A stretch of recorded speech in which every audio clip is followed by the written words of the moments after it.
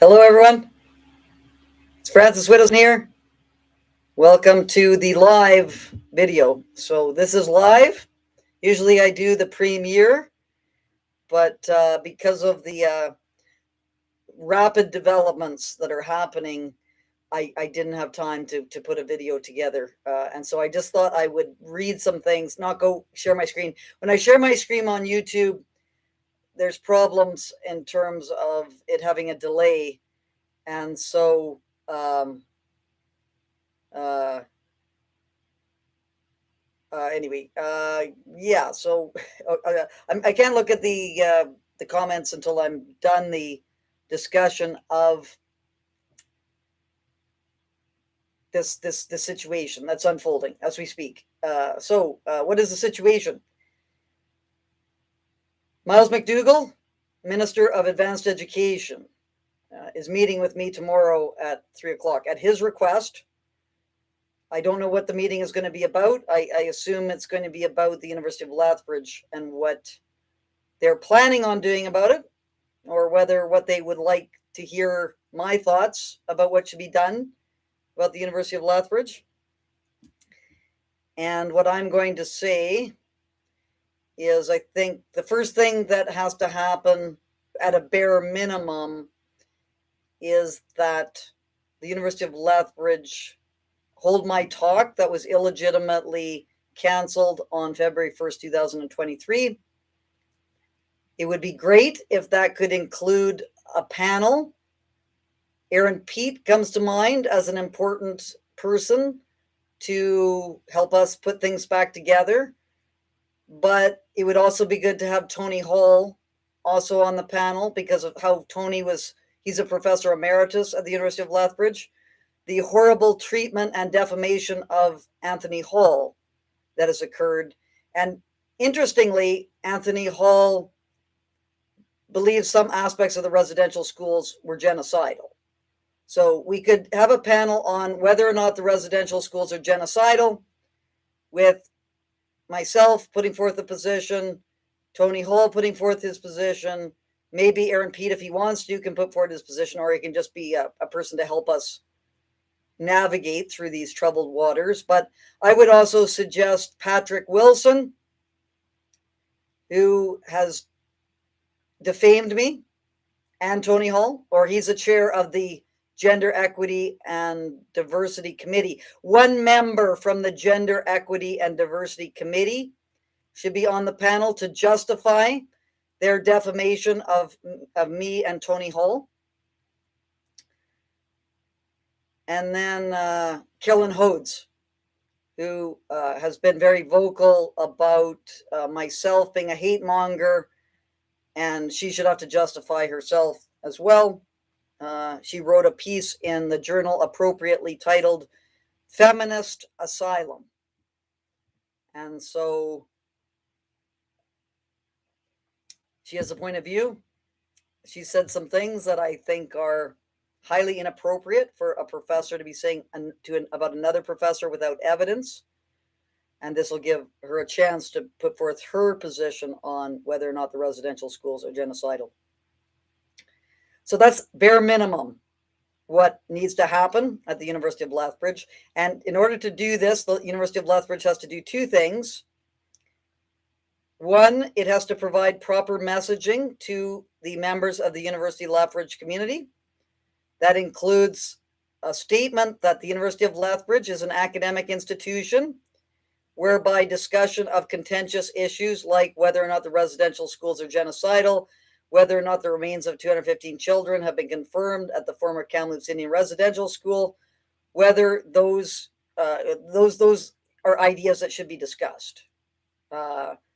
And so by providing that messaging, that will go a long way in terms of sort of encouraging people to behave properly. As well, there should be a statement that anyone who tries to shut down speech, that doesn't mean protest. You can protest without shutting down speech, and you have a right to do that. So it's not about protest. It's about stopping others from speaking. Anyone who tries to stop someone else from speaking will be subjected to disciplinary penalties. That's what the University of Lethbridge needs to put out. And as well, they need to arrange for security so that everyone will be kept physically safe, not intellectually safe, physically safe. Where when Tony Hall, myself, Albert Howard, Helena were there was no attempt to keep people physically safe. And we had several instances of intimidation and assault and property damage. Tony's papers were all destroyed. My mats were stolen. My backpack was stolen. So that needs to happen. That's the bare minimum that's got to happen. It's a small ask. And I think if that does happen, it will send a message to universities. A more ambitious proposal is that the university restore free speech. So in more generally, not just this talk, but it restores free speech. Now that raises the question, how would we know if free speech has been restored? And that's something I'm thinking about, some metrics that we would use to figure out whether that's the case or not. And if the University of Lethbridge does not meet these requirements, it will have its funding reduced by 5%. So until it gets its house in order with respect to free speech and protecting free speech, it should have a reduction of 5% funding. Because that's the only thing that universities listen to these days is reductions in funding. The Faculty Association, the University of Lethbridge Faculty Association, that's another area that is on my radar. They wrote a defamatory post. They put a defamatory post about me and Anthony Hall on their website. I'm going to be reading that shortly. They need to, I'm going to be sending them a letter to everyone, all professors, to everyone on that list of the Gender Equity and Diversity Committee, everyone on the Faculty Association Executive, and all professors at the University of Lethbridge. Because if I pursue this defamation case against the union, their dues will be increased because of the costs of that defamation case. So we don't have to go through the law, the legal route. What we need to happen is for the Gender Equity and Diversity Committee representative to provide the particulars for the very serious defamatory accusations. If they can't provide substantiation, they should retract that publicly and say that that was a mistake, what they've done, and appear on the panel to, model. That's what we want. We want professors to be able to model constructive disagreement in a public setting. So those are the I'm meeting with the minister tomorrow at 3:00.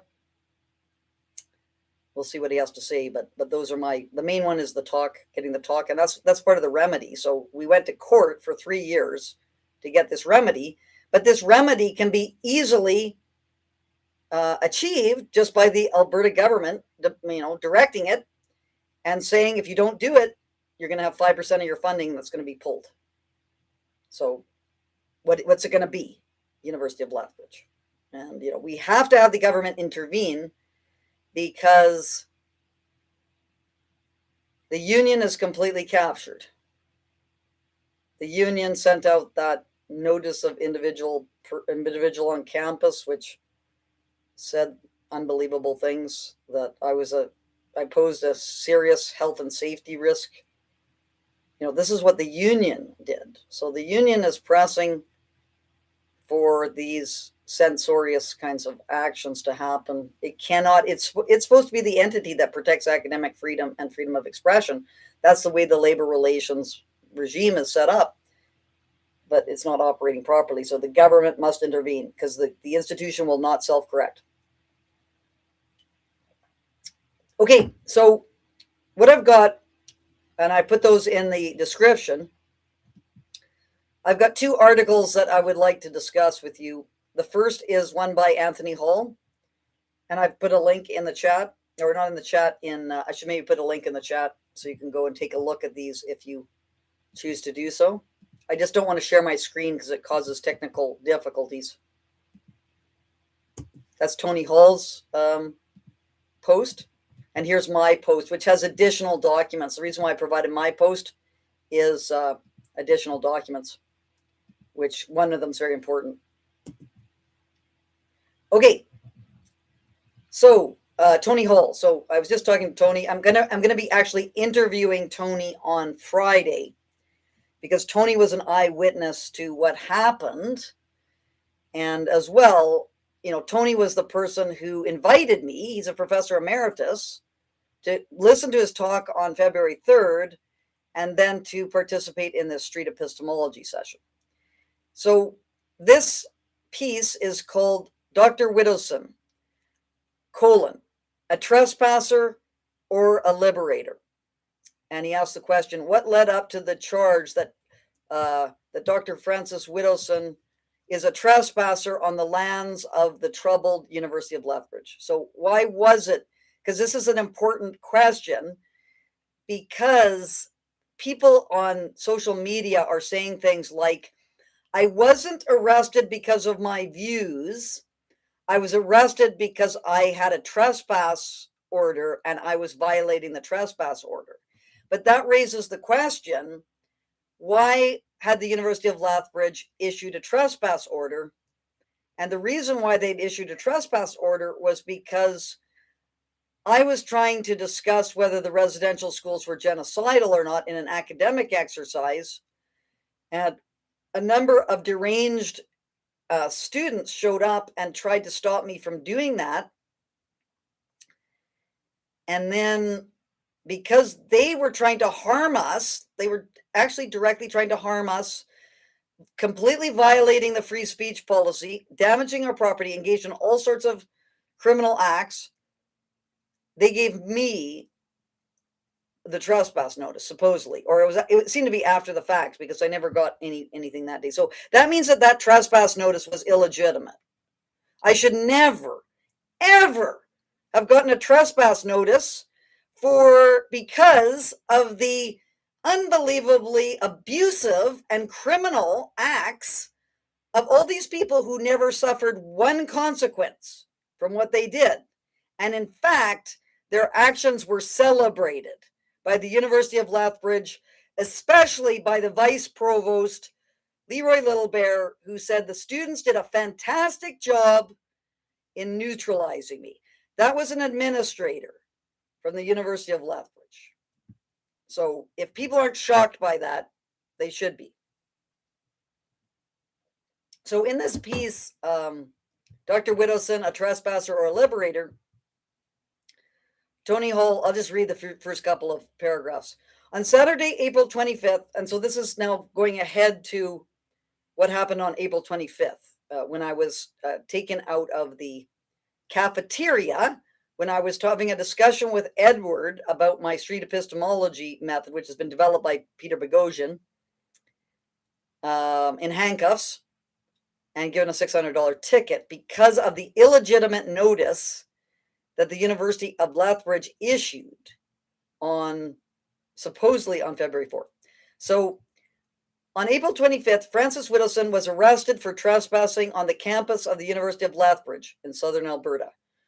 2 weeks earlier, Dr. Widdowson was in court suing the University of Lethbridge with the backing of the Justice Center for Constitutional Freedoms. That happened regarding the February 1st, 2023 meltdown that occurred, where my talk was canceled, and then I went and gave it in the atrium anyway, and then was encountered by about 700 students who were, again, their actions were celebrated for shutting me down. The case involved an alleged violation of her charter rights in February 2023, when Dr. Widdowson was prevented from delivering a pre-arranged talk at the U of L. Who is on the wrong side and the right side of this matter? Asked Tony. Is there any middle ground?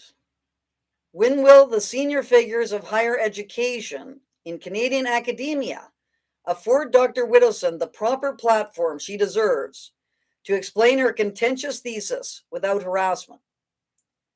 Will Dr. Widdowson be invited to elaborate with poise in a suitable scholarly setting her position concerning whether or not the treatment of Indians by church-run federally funded residential schools renders Canada a genocidal polity. So the University of Lethbridge must have this happen. If it does not, it should receive a 5% reduction in its funding because it is no longer an academic institution. It is not allowing this claim to be discussed at the university. And it's that simple. And I think there's wider, I think we should have a public inquiry into universities, but that's maybe too ambitious at this stage. But certainly that one possibility, that's not hard to do. It doesn't require anything. We've got it already kind of in motion. I talked to Aaron Pete a few weeks ago about this, and he said at that time he would come to the University of Lethbridge. And Tony Hall is also available to talk. I can't speak for the member. We need to have a member of the Gender Equity and Diversity Committee represented on this panel, and they should do that since they've defamed me. And if they don't want to be subjected to a lawsuit for defamation, that's the way out of it. They just have to explain themselves. What is the evidence they have for their defamatory claim? Anyway, in this discussion that Tony provides, he gives the background to the trespassing charge, which was, he's talking about 2023, but that wasn't actually the trespass. The trespass came on, that's the talk that I gave when I met Tony. That's when I met Tony for the first time, was on February 1st, 2023. I met Tony and Kathy Drake, both of them at the University of Lethbridge. And I've participated in some events with Tony since then on Lethbridge, University of Lethbridge. Open debate requires conscientious protection of the principles of academic freedom. Exactly. And Tony's had his own struggles with the University of Lethbridge in terms of his own case. It's related because it shows the failure. The University of Lethbridge is failing on a number of levels before 2021. So Tony talks about the document of the trespass notice. He's suspicious of it because it just has signed by the Board of Governors. It has the Board of Governors on it. I didn't receive a trespass notice on February 4th. So this was done after the fact. And the document comes from the Office of the General Counsel. And it is without any signature and has the backing of the U of L Board of Governors. And I should mention the biggest piece of evidence for me in terms of the illegitimacy of the trespass notice is that when I arrived, and this is when you can look at the thing on the Woke Academy site, the post, a chronology of the deranged EDI takeover of the University of Lethbridge that was posted on the wokeacademy.info site on February 12th, 2026. And I put that link in the chat, and it's also in the description of this video. And there's a number of important documents in this posting. Tony's position on the residential schools and being genocidal, mine on residential school denialism, an academic paper that I did. But it also has the live stream that was happening at the University of Lethbridge, which shows my street epistemology session. And then at 11:01 a.m., while I was doing the street epistemology session, or just about to start it, I guess, because I'd arrived around 11, the University of Lethbridge sent out an email to all employees and students. So they sent out an email to all these people at that time. I was having a great experience with Tony and his wife and his friend Dave, and Albert was there, and he had a table with all of his materials. And then I started to enter into this discussion with a student, which is all there on this post. At this time, or just slightly before, I guess, because I hadn't yet started the street epistemology, I started around probably 20 after 11. This email had been sent out, and this is the email. The University of Lethbridge has become aware through a social media post, and that was made at around 10 a.m., that a controversial figure is planning to engage our campus community in a public space at our Lethbridge campus. The individual has recently created significant disruptions at other Canadian universities. That is false. First of all, I was not planning to engage the campus community. I had let them know I was going to be there so they could come and engage me if they wanted to. I was not going out to engage them. Number two, I did not create significant disruptions at other Canadian universities. It was activists who came and tried to stop me from being able to hold academic exercises because they did not like my perspective. They didn't dislike my perspective. They felt that it should not be expressed. They tried to shut it down. That's what caused the disruption. And I'm getting really angry about the frame being changed to blame me instead of who needs to be blamed in this situation. And who's to be blamed in the February 4th meltdown? University of Lethbridge for sending out this email. It caused it. And it says campus safety is implementing measures to ensure the safety of all involved. If they're trying to do that, I'd hate to see, what happens if they don't implement measures. The university expects all community members to engage respectfully and lawfully. Safety and well-being on campus remain our top priorities. The views of this individual, this is me, Francis Widdowson, they didn't name me in this email, which changed on April 26th, are upsetting and disrespectful to many members of the university community. At the same time, universities are places where the thorough and evidence-based examination and critique of controversial ideas take place. And then they have the University of Lethbridge statement on free expression. Now, if you read that statement, you'll see that it says that no individual has the right to stop someone from putting forth views, even if they regard them as being immoral, offensive, wrong-headed, and so on.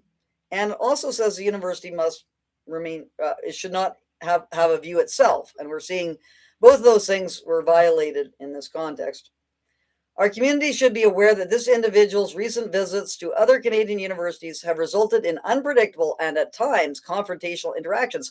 I'm not being confrontational. Take a look at the footage. Nowhere am I confrontational. I am calm. I try to ask questions.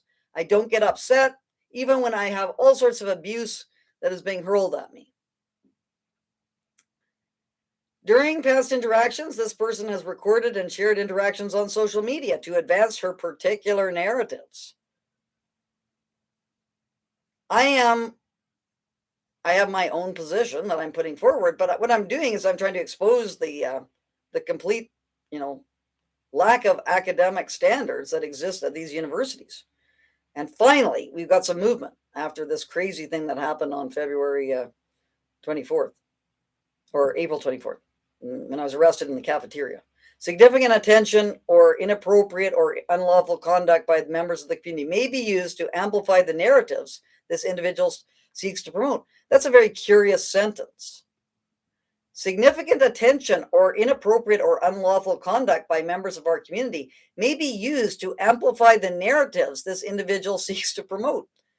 So that's their concern, that my narratives will be amplified, not that I'm being assaulted, have threats, all sorts of things. My property's damaged. This happened to Tony too. You don't care about that. Just like that this is going to be used and you're going to seem like you're a bunch of violent thugs. We recognize this event may be distressing for members of our community, particularly Indigenous students, faculty, and staff. Infantilization. That's what you're engaged in, University of Lethbridge. Supports are available, and we encourage anyone affected to reach out to available supports. And then they have canceling. This is from notifications. Anyway, this is really, really terrible what that is. So that was what was sent out, which caused, all these students to hunt me down and try to stop me from speaking and forcibly remove me from campus.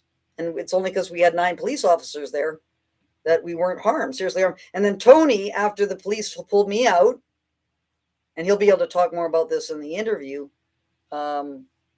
he was pushed outside and thrown to the ground. And, it's just terrible behavior by students, which was celebrated by Leroy Littlebear. Okay, so that's that document. I just wanted to read that document from the University of Lethbridge because people are saying I was given a trespass notice and I violated it. Therefore, that justified me being put in the paddy wagon in handcuffs. Take a look at that email that was sent out by the president that instigated everything and caused everything. And instead of taking responsibility for that, they issue me a trespass notice, which appears to be after the fact. So Tony talks about that, the sketchy document, and then he provides the trespass notice that was dated February 4th, 2026. I doubt that it was written on that date because it's signed, it's issued. It has the governors of the University of Lethbridge at the bottom, and it has Office of General Counsel. I just don't think that was created on February 4th. It was created after the fact to make it look like this had been issued. And up until April 20th or whatever, when I emailed the provost, I didn't even know that there was a trespass notice against me. Tony says, with the intent, and I think it's intent to deceive, with the intent to deceive. It talks about journalist Mocha Bears Again, and that was great footage that Bears Again did. I was so happy that I was able to have such a talented journalist come down to Lethbridge to cover that situation. Kind of, well, I won't say, reminds me of another cinematographer who I know. The talent, the sheer talent. The YouTube clip, yeah. There's a lot of comments. This really had an effect. This has moved the needle a little bit. U of L, so yeah, diversity, inclusion, and equity.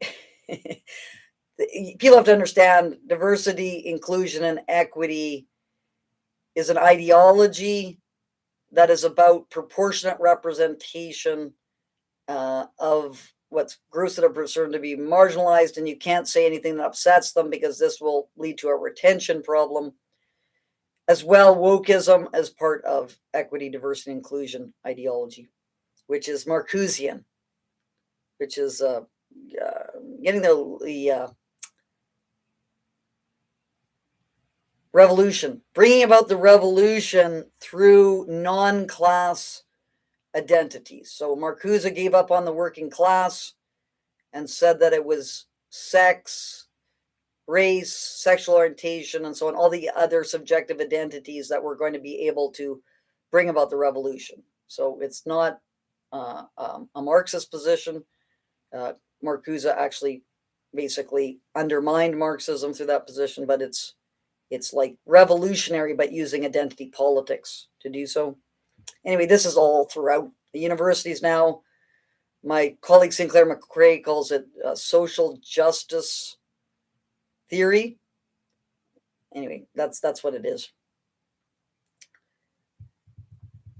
And then he talks about the Tony, talks about the Gender Equity Diversity Committee that has the committee members Beth Gerwin, Arundhati Dasgupta, Kira Granzo, Laura Keffer-Wilkes, and Aaron Taylor, and the chair is Patrick Wilson. And this document is defamatory, and I'm just going to read it shortly. Tony's put it on it. So this was put on the website of the Faculty Association, University of Lethbridge Faculty Association, and they will shortly be getting a letter from me to all of them, all the members of this committee, saying they've got to substantiate their claims or retract them. Otherwise, they're going to be sued for defamation. And this is why. This is their statement. GEDC statement on disinformation and freedom of expression. This is on the website of the Faculty Association. It's not dated, but it was sometime after February 4th. We were deeply disturbed by the presence of 2 individuals on campus last week, intent on spreading disinformation based on prejudice and hate. That's the first sentence. So the 2 individuals were Professor Emeritus Tony Hall and myself. They claim, this committee, this was posted and agreed to by the Faculty Association, they were intent on spreading disinformation based on prejudice and hate. What is the evidence that Tony and I were intent on spreading disinformation based on prejudice and hate? We were also encouraged by the overwhelming turnout of students, faculty, and staff to protest their presence and disrupt their intentions. So they're celebrating what the students did. At the same time, it is also important to note that while encouraged by such protest, we also state strongly that those students, faculty, and staff should not have their day disrupted in this way. So again, they disrupted it. They're claiming that I was the one who was disrupting things, and so was Tony Hall, which is reversing the frame in an absurd way. Well, the government of Alberta has limited the capacity of post-secondary institutions to restrict the kinds of views expressed in public events on campuses across the province. As an institution, we also must be clearer and stronger in our response. Although President Jayas suggested that the views expressed do not align with the values of the University of Lethbridge, that is violation of the freedom of expression policy. The university is not supposed to have a position on this.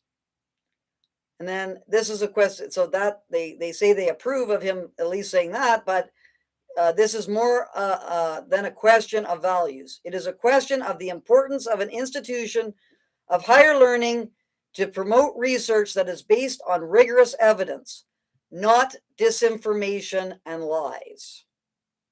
Again, GEDC committee, why are you claiming that my work is not based on rigorous evidence? What is your substantiation for it being disinformation? And why are you claiming that I am lying? Which is not just about false information, which, everyone says some incorrect things from time to time. You are saying, GEDC committee, that I am intentionally disseminating falsehoods. What is your evidence for this? If you have no evidence, be prepared to shell out a great deal of money, because you have seriously damaged my reputation with your unfounded and malicious, and it's malice. This is with malice, defamation with malice, which brings a hearty price tag, I am told. They go on. We now live in a world where conspiracy theories and disinformation are given equal weight, and sometimes greater weight, than data-informed scholarship. And this erosion of the production and of evidence-based and scholarly knowledge is at the core of many of the social and political crises that we face globally and locally. I totally agree. Is we need evidence-based scholarly knowledge. And as for conspiracy theories, there's a conspiracy theory called the mass grave deception, or the Kamloops 215 deception. That's a conspiracy theory, is the Kamloops 215. That deception that's going on, where a bunch of people colluded to mislead the Canadian public about the remains of 215 children being confirmed. That is a conspiracy, what happened. When individuals promote disinformation and untruth with an intent to deceive, so there they go, an intent to deceive, they do not advance the production of knowledge and the views they represent. Contrary to what Dr. Jayas suggested, neither provide opportunities where controversial ideas may be examined, critiqued, and challenged, through evidence and based inquiry, those seeking to do harm through disinformation. So I'm seeking to do harm. Again, that's a claim, a defamatory claim. What is the evidence that I'm seeking to do harm through disinformation? Do not adhere to the norms of collegial exchange of ideas, nor are they concerned with evidence-based inquiry, making such encounters counterproductive at best. They're the ones who are engaged in what they are accusing people of, because they cannot engage in the collegial exchange of ideas. What's at stake is more than semantics and interpretations of abstract ideas. The message these individuals sought to spread caused harm. What is the evidence of that? To many members of our campus and broader community, in addition to the emotional and psychological harm this caused, there were at least 2 instances of physical harm visited upon members of our campus community, which have already been reported. Well, what about the harm that was caused, the physical harm caused to me, Tony Hall, Helena, and Albert Howard? I have, had drums banged in the back of my head for hours. I had things ripped out of my hands. I had people that were, trying to shove me, do all sorts of things. It was just outrageous. And for them to be saying that we're the ones causing harm is absurd.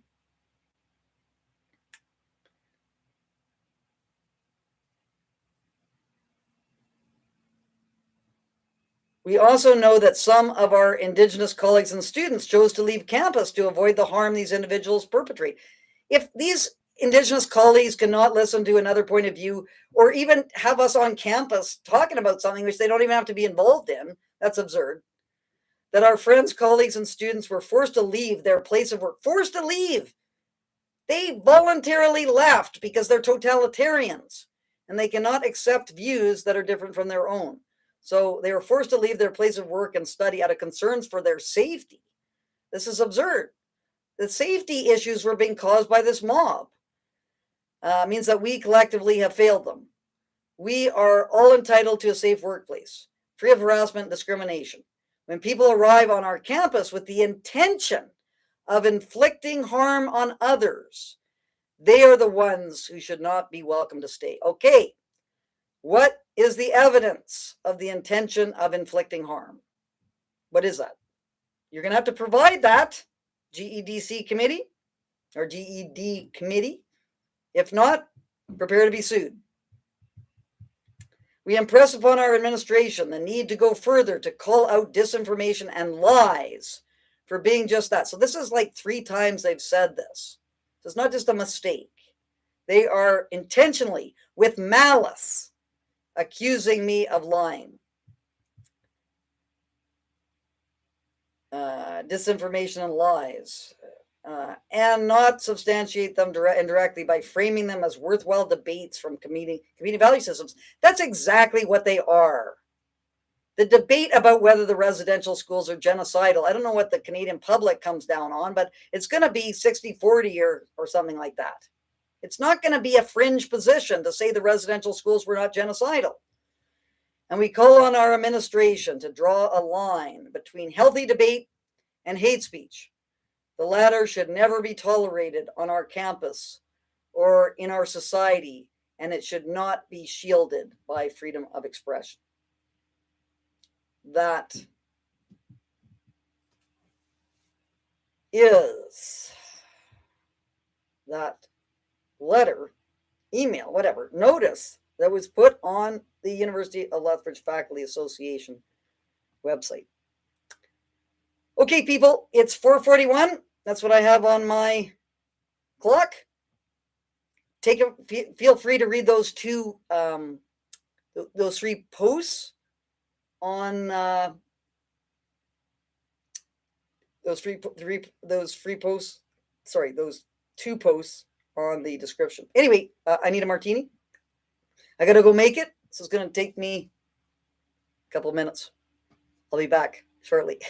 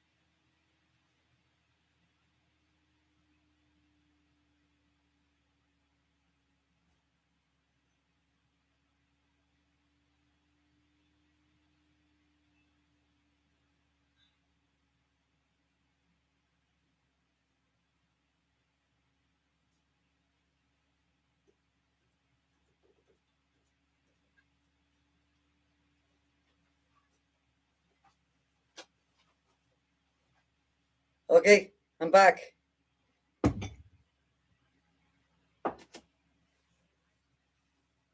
Gin? Any kind of gin that you want? Is this the cheap? I get the cheapest. I'm not a gin connoisseur. Dry martini? Vermouth? And it doesn't mean you have to put a small amount in if you're concerned about dryness. Okay. I thought it'd just be more fun to do it here.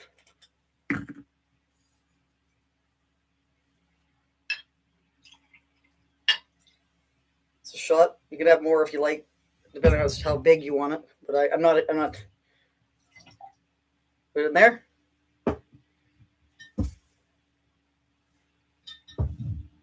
Where this cap is. And then I usually just put like a little bit in the cap of the vermouth.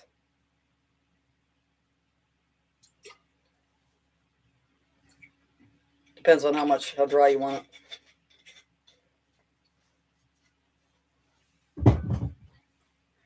And then put like you should have a stir stick.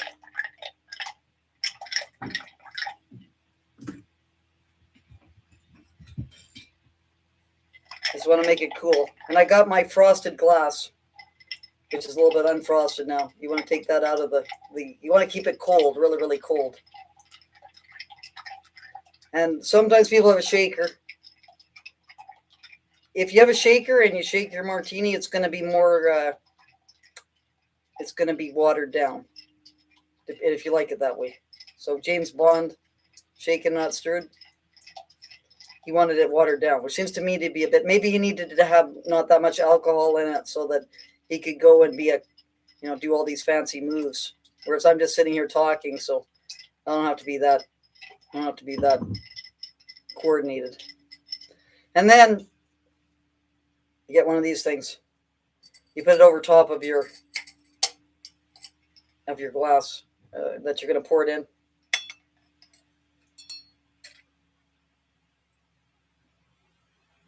There you go.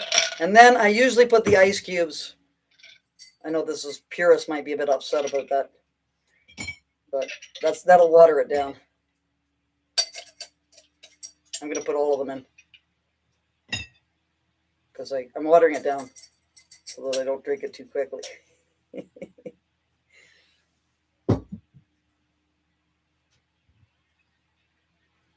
Cheers, people. Okay, so it's 4:46. Time for a happy hour. And yeah, no, I'm pretty stoked, I gotta say. Despite all my problems, which I won't go into, this is the best news I've had. This University of Lethbridge thing. It seems to at least get people recognizing the problem. So I think we're at least recognizing the problem. So it's before it was like, oh no, it's not that bad. Don't worry. What are you talking about? Like for me to be hauled out in handcuffs out of that cafeteria with no other people there after I talked to the security guard and said, you don't need to do this. Steve Pottle at Thompson Rivers. They allowed us to continue and just hung back and made sure nothing unsafe. And there was more. Like there was some agitation at Thompson Rivers. Jim McMurtry had his sign, kind of damaged and stuff. I never had anything happen to me. But Jim was being very excited. He gets very excited, and he has a different style than me. His is the street preacher style, and so that was kind of getting everyone all riled up. And I don't rile people up. I take whatever abuse they hurl at me, and I just ask them questions. Okay, reminder to switch to the live chat. Thank you so much. I need that reminder. Okay, let's go. Let's go here.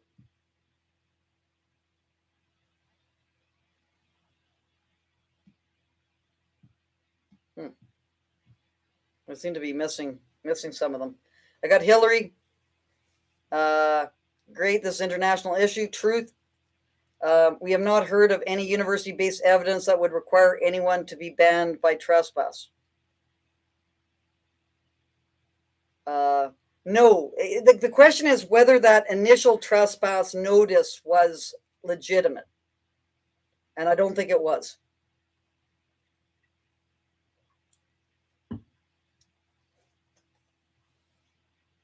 So can you, so professional says, so can you talk via TV screen on campus?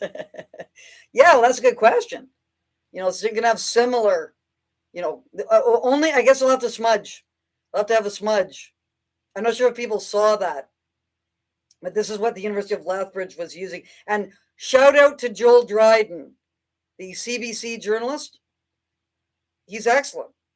He needs CBC has a good journalist on staff. I know it's hard to believe, but he's covered a number of the stories, and he came to the University of Lethbridge court case. He was there, and I talked to him then. He interviewed me twice for the University of Lethbridge story. And the second time he interviewed me was about the accusation that the University of Lethbridge had made that I had, I was provoking people with my mocking of the attempts to smudge me out of the atrium, my evil spirit out of the atrium to get rid of the negative energy. And I thought this was hilarious and was deserving of satire. And so I know people will think less of me for this. But I smoked marijuana when it was illegal.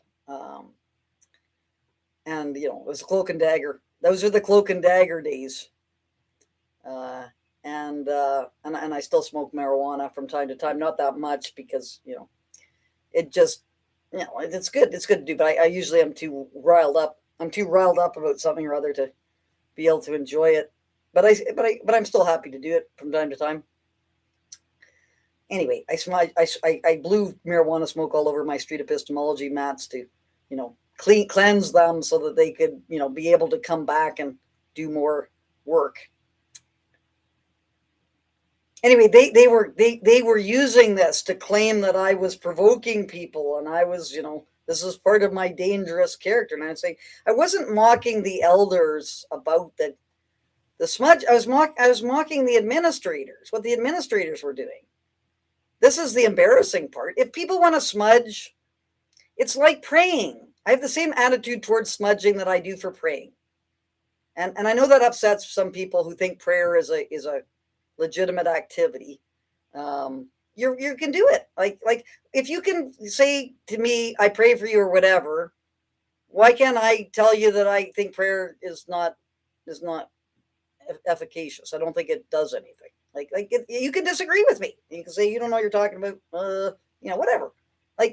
I don't understand why religious people can say things, and then you can argue that you don't believe what the religious person is saying, and then that's offensive. None of it's offensive. People can pray. People can criticize prayer. People can smudge. People can criticize smudging. Same thing. Anyway, they're trying to use that. So Joel Dryden interviewed me again and asked me to respond. Whoa. Journalists, and I'm not talking about Drea Humphrey and all the non-mainstream media, because they do that. They're engaged in that practice. But for the mainstream media, for example, CTV, they did a story and they never even bothered to contact me about it. They just wrote whatever University of Lethbridge said. So Joel Dryden, cheers. You are an actual journalist. So there's hope for us yet. CBC. Okay, so back to the Q&A.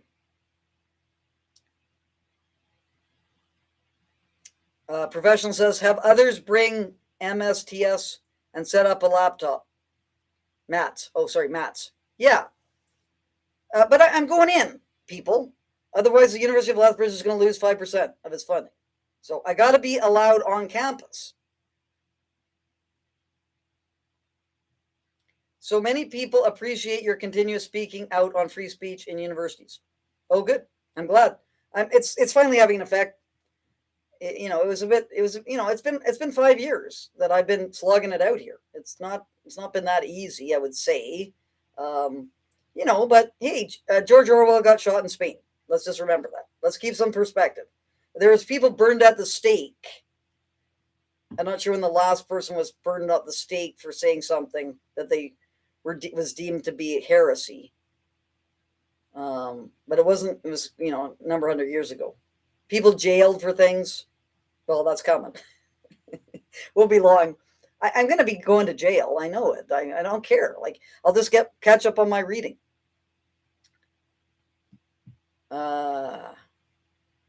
Hillary says the emails show there was intense warfare against Francis. Yes, it's shameful behavior from a number of people. But we all make mistakes. It's just that it's the way we deal with the mistakes that's important. We haven't been dealing with the mistakes very well in society. Professional says it is refreshing. Troglodyte, love the name. Trog.Laudite. Yeah, excellent name. That would likely require a permit, which would never be granted. I don't know what that's about. Is that about me speaking? It will be granted if the government threatens to withdraw 5% of funding. So that's what we need the government to do. We need the government to intervene. I am a warrior. I'm a warrior for the truth. Or worrier. Are you saying worry?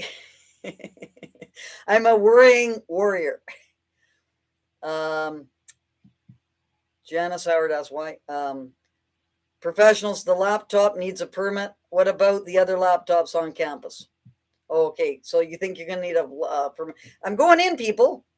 I'm going into the University of Lethbridge. And I'm hopefully going in with Aaron Pete and Tony Hall and what's his name? One of them, I demand that a member of the Gender Equity and Diversity Committee put forward a representative to back up their defamatory claims. They need to participate so that they can explain why it is that they are arguing that I'm spreading lies.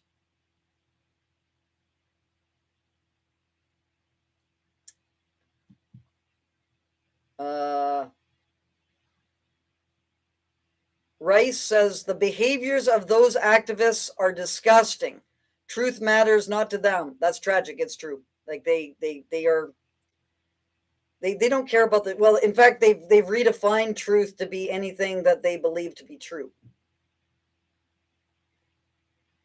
Troglodyte says, I thought you meant setting up large screens. We will set up large screens as well for the overflow, right? We want to get the largest auditorium at the University of Lethbridge. And, this is going to be a big deal if it happens.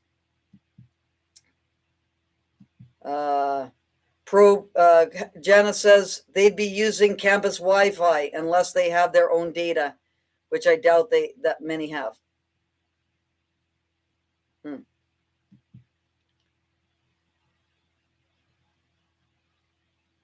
Hillary says, thanks for not steel manning the squealers. This tears it.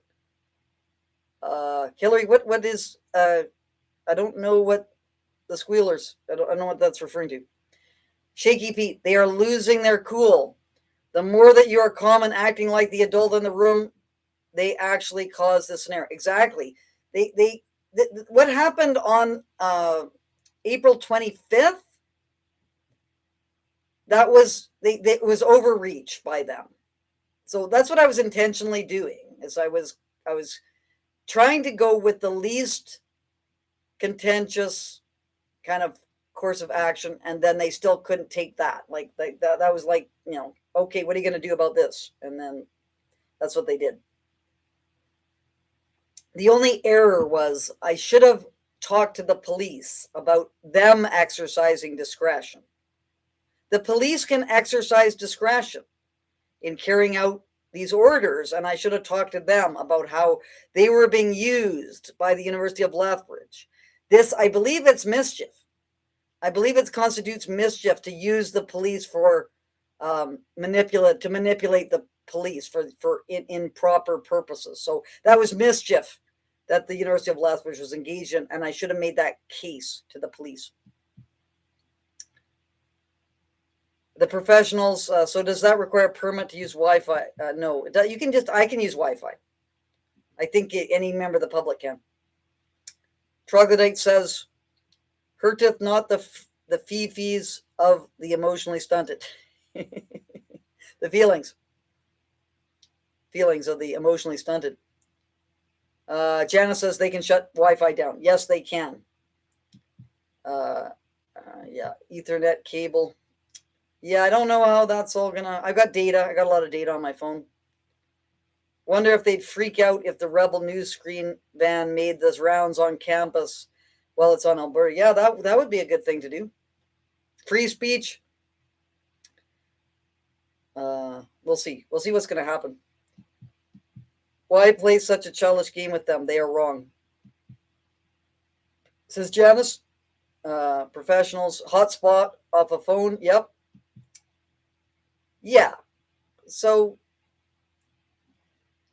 we're going in. I'm going in. This is. There's no. I'm doing on a screen. I'm not. No. You Lethbridge. You've got to. You got to change course on this one, and I think you've shown yourselves to be the idiots that you are. And everyone makes mistakes, so it's just it's a matter of correcting them.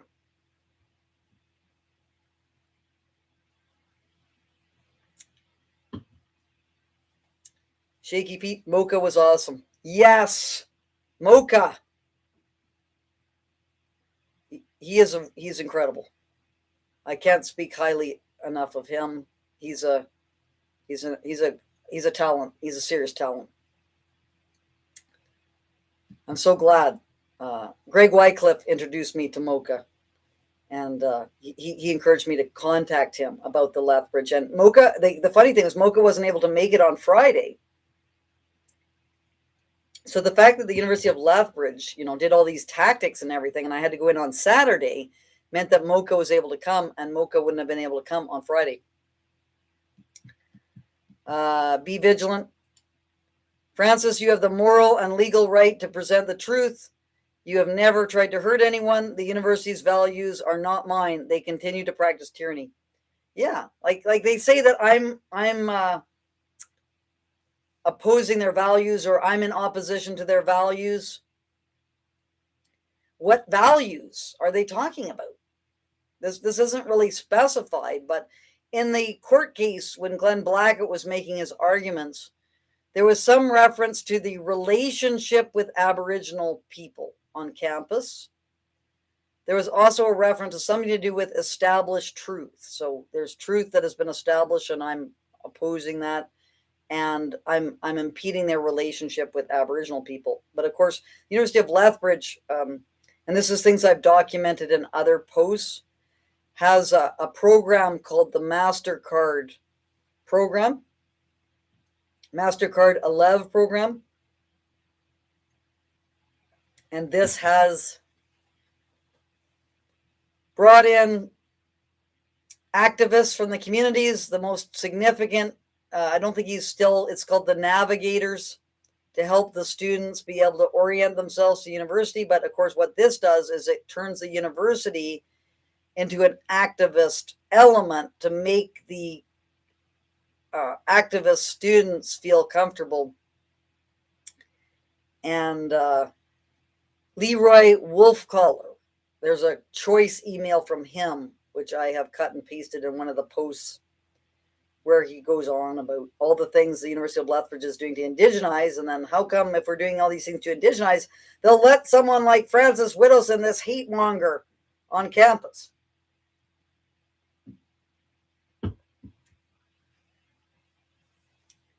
The professional says she wants to continue, and I guess I want to hear their reasons for their actions. No Wi-Fi because no laptop, because no cell phone. Why? Make them second guess their actions. be a thorn in their side, says professionals. Be vigilant. Yes, Rebel News, Drea did a tremendous job. There was an incredible number of commentators who expressed their support for you. Yeah, so Drea is again acting like a journalist. Janice says she's already got what she needs. Why make herself look like a pest or a kook? It's utterly unnecessary. They've already compromised themselves. I'm not sure what you're referring to, Janice. I've got to go back in there. I must be able to go in there. That'll show the universities are back on track. Creativity is the woke mob's weakness. They cannot adapt, says the professionals. Yeah, I've done a few nimble, like that. Kathy Drake and myself and Morgan Johnson, we're all there. We're talking about being nimble. We've got to be nimble. So we got to change on a dime, new tactics, new strategy. And we sort of did that. We're going to go in on Friday. That all kind of fell apart. Kathy went, scoped it out. I went with Morgan to sit in the car and kind of have talks. The police arrived, blah, blah, blah. Got Mocha to come in on Saturday, got to go back in. And it was just like on, endless kind of stuff. Yes, they cannot think of new tactics or pivot strategies. They can't, because because they've been coddled and catered to so much. They're not thinking strategically, because they've had everything handed to them on a platter for the last several years.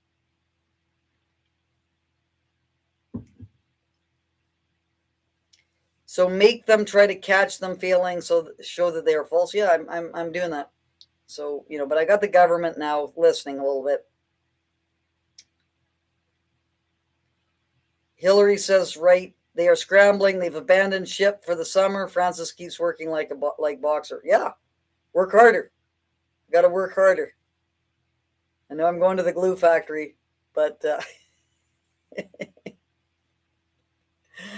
hopefully my body will be used for something useful.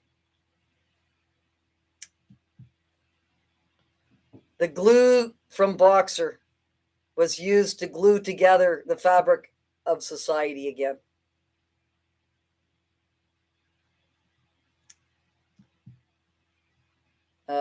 Hillary, yeah. Professional says, really, I think you turn the regime on the woke mobs is an option.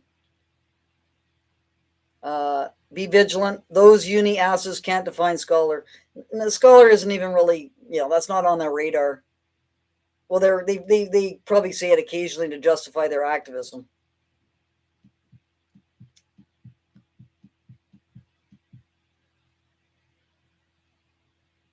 Professional says, who else had plans? Lawyers seem captured. Maybe start there and make them believe the woke mob is detrimental to the power grab and money.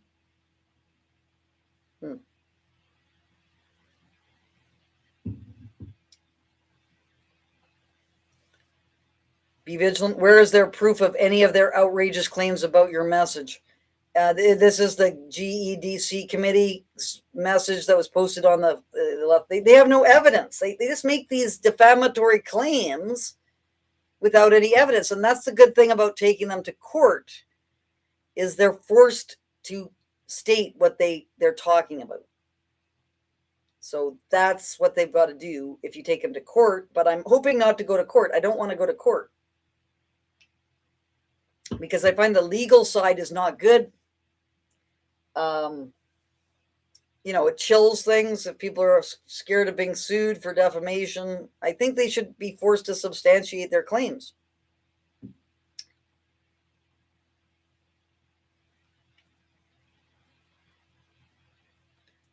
Kim says, this is crazy. Everything they accuse Francis of is everything they are in fact doing themselves. Exactly. But I think this is kind of this Darvo, when you think about Darvo reverse, this is kind of part of the whole thing. Len says, Kamloops 215 is the biggest lie in Canadian history. It is time for the University of Lethbridge to admit they are lying about the Kamloops 215 grave hoax. Yeah. So it's a deception. Some people are lying. Some people are deceiving themselves. So that's what's going on. Janice says, Western Standard, U of L donor withdraws 150,000 gift after Widdowson arrest. Now, this is something I wanted to talk about because this is a bit of a problem. Now, I'm glad, of course, that attention is being put on it and that university responds to financial incentives, but it's not good to have donors to a university, individual donors, because this is what donors do. They inevitably use their money to impose their will on the university. And we're, if we're happy about it now because they're forcing the university to consider the free speech, they could be doing it, in other instances to try to shut down appropriate discussions. So, I don't, although I'm glad there's attention, I don't think it's a good thing that donors are using their financial clout to force the university. It's the government. The government is us. I know it's often hard to, the link is a little bit tenuous, but it's the one institution where we choose who's going to represent us, and then we decide as a society that we don't think this is acceptable by the University of Lethbridge. So I'm a little bit nervous about this donor, the actions of this donor, because I don't think donors should determine how universities act. Defund the universities and make your own, like Peterson did.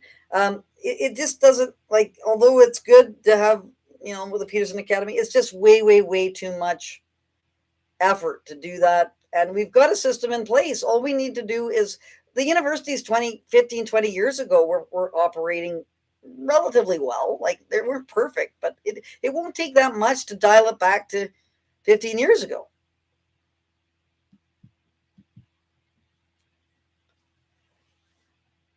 The whole bloody thing is like that, says Janice.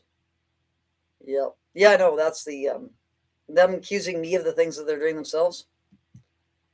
Prairie says, definitely have to prove intention. Yeah. What is the intention that I was lying? This is crazy. I don't even know if they're lying. They might believe what they're talking about. Wear safety gear, well, I'm going to act like I'm going back into the University of Lethbridge without I don't have to protect myself. They're going to protect me. They've got to get the security in place. They've got to tell the community that this was unacceptable, and that anyone who acts in the way that people acted on February 4th is going to be arrested or is going to have disciplinary proceedings against them, which I must say, did not happen at all on February 4th. In fact, they got celebrated for doing what they were doing. So they've got to say that we really erred in how we communicated on February, whenever it was. And if they don't, prepare to have 5% of your funding pulled. That's what's going to get them to listen. So that's all the government needs to do. Right? It'll work. That will work. 5% funding reduction. Believe me, they will listen to that. But of course, will the government do it? And why won't the government do it if they don't? We're going to find out.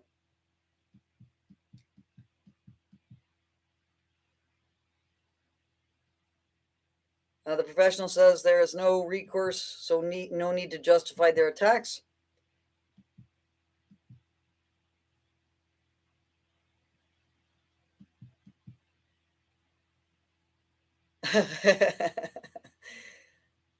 Janice says, bullshit on your blaming the feminist movement. Be vigilant. Am I missing messages again? I don't think so.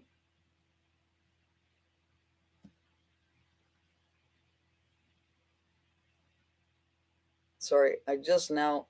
Okay, so I don't know what the blame. I haven't seen the messages about blaming the feminists. Feminism, the what's called gender feminism was a serious wrong turn.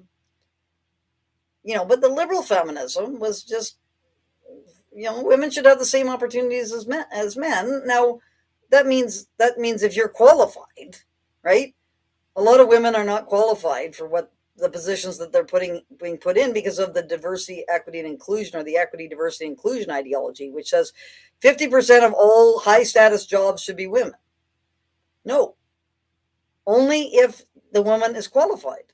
So you're going to probably have 20% of engineers being women if they're selected properly, because women are generally don't have the same interest in engineering as men do, and they might even be less suited. They might even be less intellectually suited for it.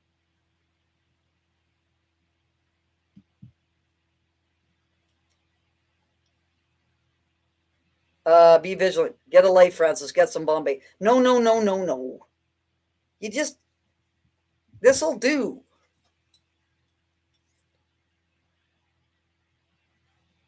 That's fine. I buy the cheapest, so I can, spend my money on, whatever I need in terms of being able to do this. I'm not going to waste my money on highfalutin Bombay gin. It's kind of bougie. I'm not buying the bougie gin. All's energy. It says, "Are you okay?" Yes and no. Things have been very upsetting for the last few months due to the documentary, the problems with the documentary, which it's been very, very difficult. So that's been the biggest problem. But other than that, like the rest is just kind of grist for the mill. The way the universities behave doesn't bother me at all. Like being put in handcuffs. Well, although I think because I was really tired after that, I think I must have had a fight or flight kind of response internally. So that was a bit difficult. But, generally that doesn't bother me. What bothers me is dealing with people who I have a great deal of respect for, who are acting in a insane manner. Like that's difficult, dealing with that. And wondering whether you've caused some of these things, whether your actions are to blame. It's hard to know sometimes. You have to always be kind of thinking, did I cause this situation by my actions? That's the difficult, like the psychologically difficult things.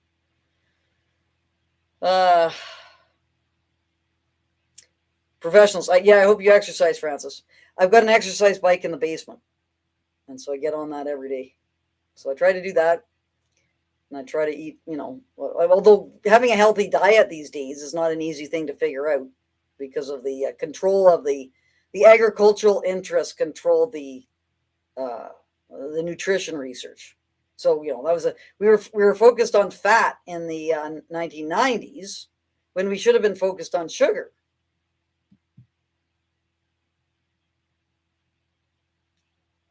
Do you know you can start food and cocktail? You can start a food and cocktail program on CBC. Yeah, I like the cocktail idea. I could do a Manhattan the next time. That's another fun one to make. Looks yummy. Yeah, it's pretty good. I can't complain. Although, be vigilant with his bougie gin. He's looking down his nose at me, or she's looking down her nose at me, because I'm not, I don't got the right gin.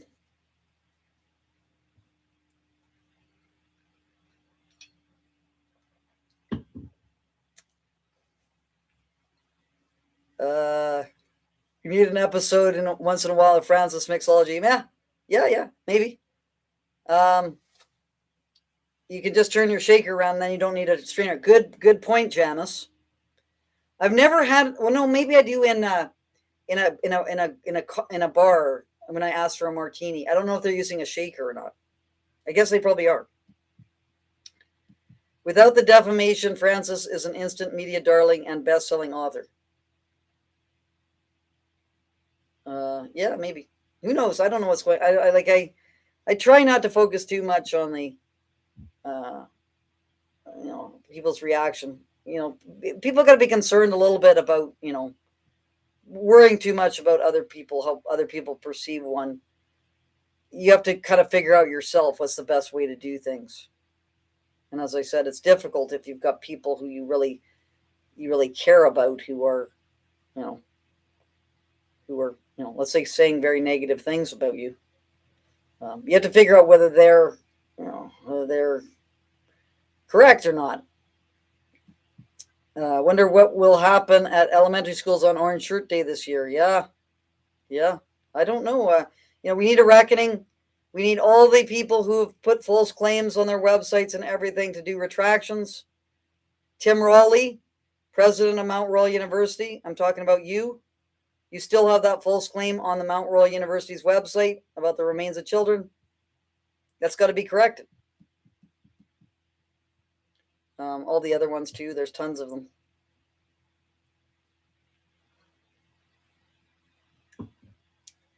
The professional says, have you ever looked up the Toronto principal who committed suicide? Yes, I knew him. It's kind of sad. He called. We had a video call. It was actually, I was just coming down with COVID-19 when we had the call.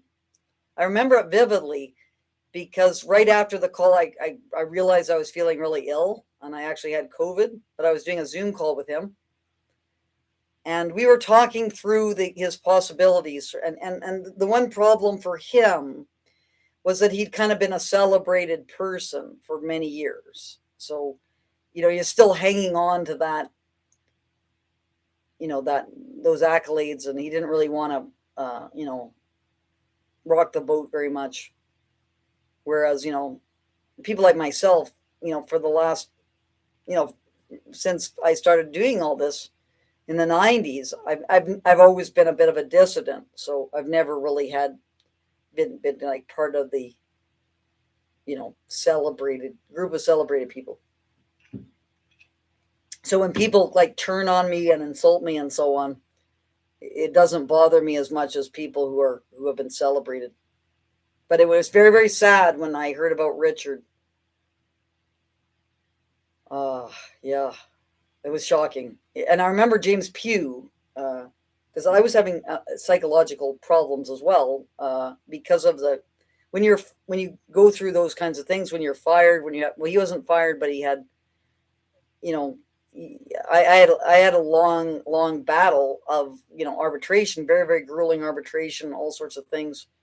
And I had a lot of, mental difficulties with that. And I remember James Pugh was really good. And he called, I just told him that I was suffering some, because he said, if anyone's suffering any of these problems that Richard was, just make sure you reach out. And I said, just letting you know, I have some difficulties with everything that's happening. And I talked to James for a while. That's what you do. You have people that, if you're suffering from difficulties, it helps me a lot. And maybe women find it more easier to do that. Men, I know, have a hard time, saying, look, I'm having a lot of difficulties and I need to, I just want to discuss this, or, they'll say, yeah. And then if you talk, I think that's what happens. If you talk it through, you can sort of realize, you need to realize this is just a moment that is fleeting. And as I've said many times, you need to gain control of your own mind. We're only here on this earth once. We have to make the best of it. It's often not easy to do. But if we have some ideal, I think it's Leon Trotsky who gives us advice, to put up with all the difficulties and the setbacks and so on. You must have an idea that you are striving towards. And for me, it's the pursuit of truth. So the pursuit of truth, everyone can agree that's a good thing to do. And it's not necessarily activist, because, we need to base, as Du Bois said, W.E. Du Bois, right must be based on truth. So if you don't have truth as a basis for right, which is justice or how we should orient ourselves, you won't be able to figure out how to do that, because your life and your way you act will be based upon comforting fairy tales and not reality. We have to face reality, and that's not easy sometimes, because we want to believe things that feel good, which are not true, and we got to avoid that.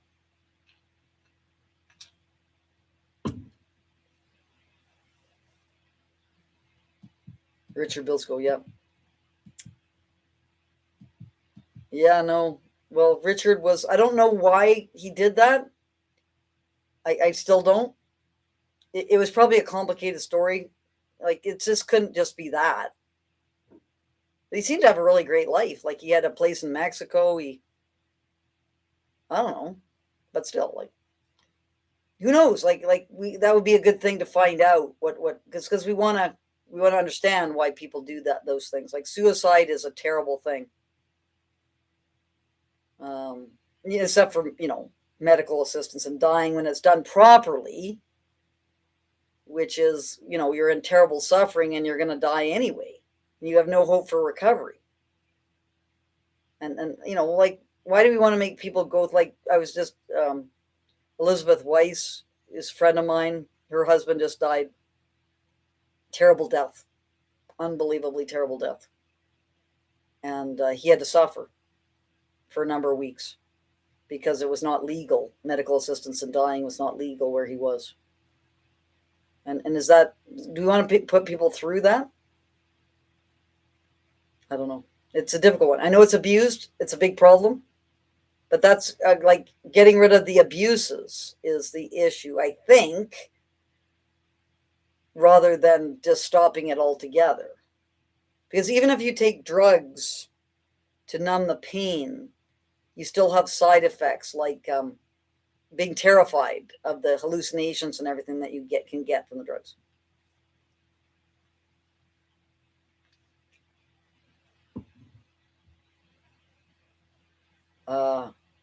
Switch to all messages. I express concern about your threads being infested with native racists and also some whites, but mostly natives. Their stuff is disgusting. I don't know what, but Janice, I'm just going to say to you, Janice, I know this is difficult, but it's reality. And if you don't like what they say, just don't. I know it's hard, but just there's a woman by the name of Jessica Levesque on the Facebook, which I'm sure you're aware of. This woman is toxic, completely toxic. She was charged with she was disbarred as a lawyer because of her stupidity, all her corrupt stuff she was doing. So she's got no authority. She's like a total waste of skin. And she's just, every single post on Facebook, she's got some bullshit that she's going on about. And I like, people say to me, you should block her, you should do this. I get all these messages from people giving me advice. Your Facebook page is like this toxic. And to be honest, I rarely look at the comments on Facebook because it's just too much. I can't keep track of everything that's going on. And I just like, oh, so sometimes I'll see something and I'll go, oh, that's not very good, but whatever. Like, I think we need to, this is part of free speech, is dealing with racism. And Aboriginal people, many Aboriginal people, not as a generalization, but many Aboriginal people hate white people, what they call white people, which is generally white people, but also to some extent non-Aboriginal people. And they hate people in tribes that they are warring with and so on too.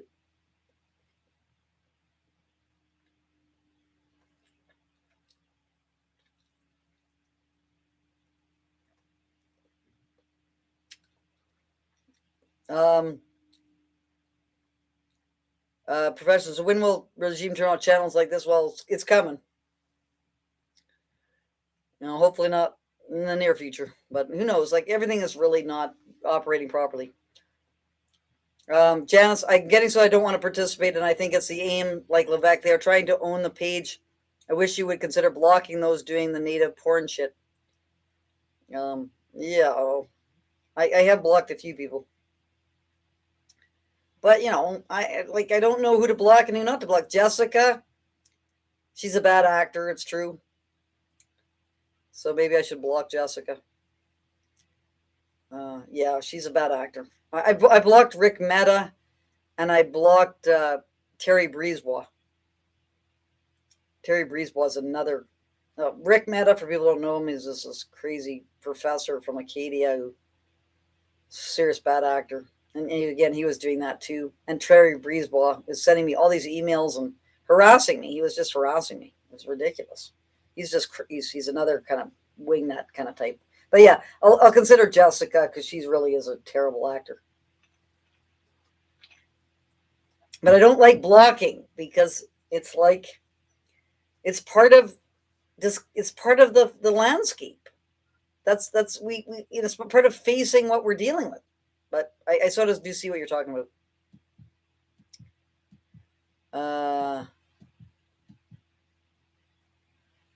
What do I think about showing up on Joe Rogan?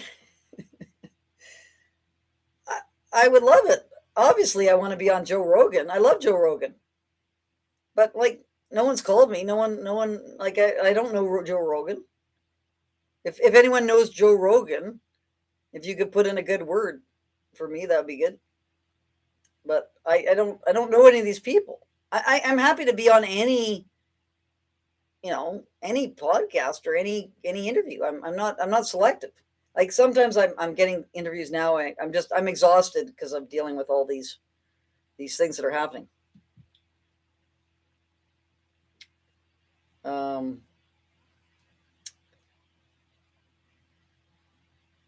Be vigilant. Janice, you're part of the problem. You will probably describe me as misogynistic and be a member of the toxic masculinity club. DEI is a function of feminism. Block me. Now. Be vigilant. I don't think be vigilant is like be vigilant has a perspective that I think feminism is really an open question now as to how and there's some who will argue that it was the day that women got equal rights where we all that was the beginning of the end, and I do hear that argument. But if you had that, you would not be listening to me right now. If you had that, if you accepted that. So it seems a bit contradictory. I'm not saying be vigilant, you're saying that. But I'm saying I have heard arguments like this. And I understand where they come from because it's about the equity, diversity, and inclusion forcing of proportionate representation, which it shouldn't be doing. And really, there are problems with women in leadership because women are not used to that role and they have personality characteristics that make it difficult for them to be unpopular and to just take the principled line. It's difficult for women to do that because, I don't know, it's probably got an evolutionary root to it. But that doesn't want to say that all women find that difficult. It's just that it's a trait that is common. Hillary said yes. Jacqueline has had her voice heard. Block that giggling blockhead. I'm considering it, but at the same time, I don't know. I'll have to look. I haven't really looked at the Facebook like the completely, but I would just suggest just ignore them. Like Jessica wants attention, and if she's not given any attention, like she'll gradually get tired of it, would be my guess. Although, sometimes this doesn't work.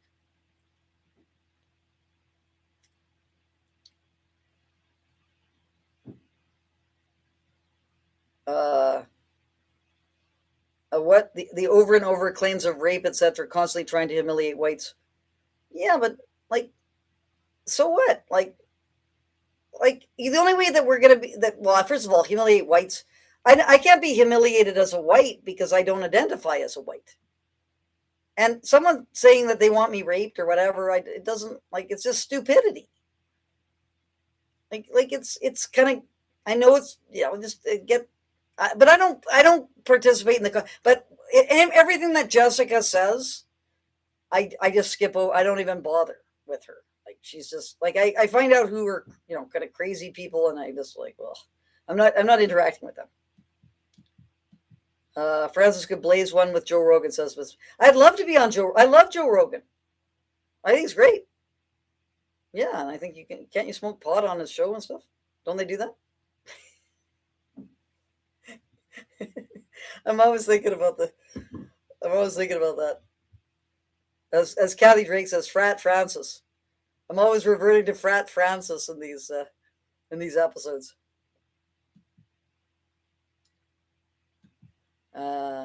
We already have been jailed in Canada in the name of freedom. Yeah, it's true. It's just disgusting, that we have all these problems and double standards.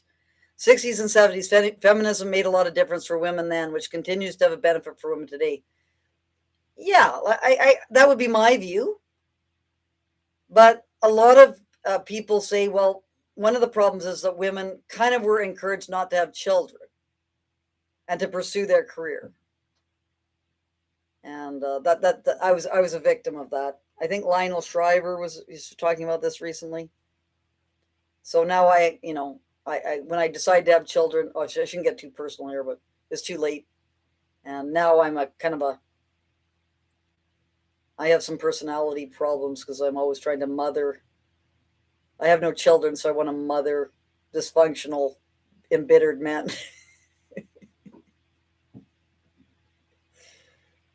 Yeah.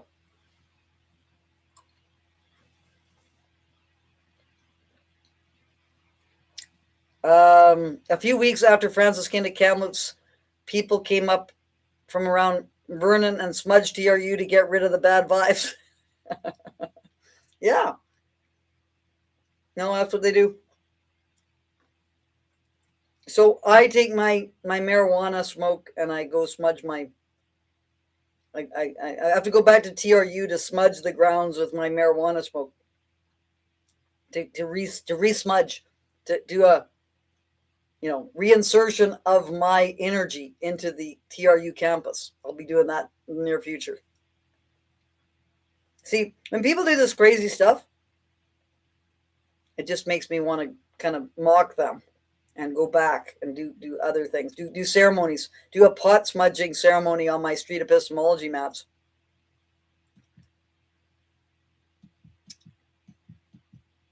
I have to wonder how deep the corruption goes, Aboriginal land claims aside. But it seems nowadays hate speech is used to get, hate speech. There should be no hate speech in criminal or whatever. Like, it's all Brandenburg. It's got the Brandenburg test, which is incitement to illegal activities. That's what should be speech. That's the restrictions on speech. And of course, defamation, to some extent. Defamation is a difficult one because you can silence people with defamation lawsuits.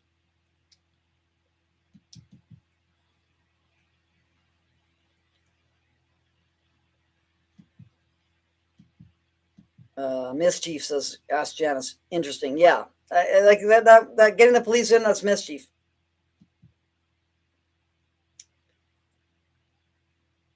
Raleigh Wes says, the more I see and hear, I begin to fear that Canada is slowly moving towards North Korea, like country. Yeah, it's becoming totalitarian. And, I think the University of Lethbridge kind of arrest did get people to wake up a little bit. Professional says, we need a pics of liberals in the rooms mandated. That when it's all over. So Professional says, when we need pics of liberals in the rooms mandated, that's when it's all over. I'm not exactly sure. The Professional says she's going in. You need a shirt that says I'm going in. Yeah. Piss off. We're going in. Francis, someone was suggesting you should just live stream and not go on campus. I was defending your decision to go. Oh, sorry, Janice. I inappropriately. Yeah. No, I have to go in. This is it. This is the minimum, the bare minimum that the government has to demand. It can do it with its free speech policy. It's an obvious violation of its free speech policy, the cancellation. The solution to that is erasing the injustice of the cancellation and that is me being able to give my talk. We can have a little bit of additions onto it with like diverse perspectives, which is good, because I'm not there to get on my soapbox. I'm there to have the discussion with different perspectives.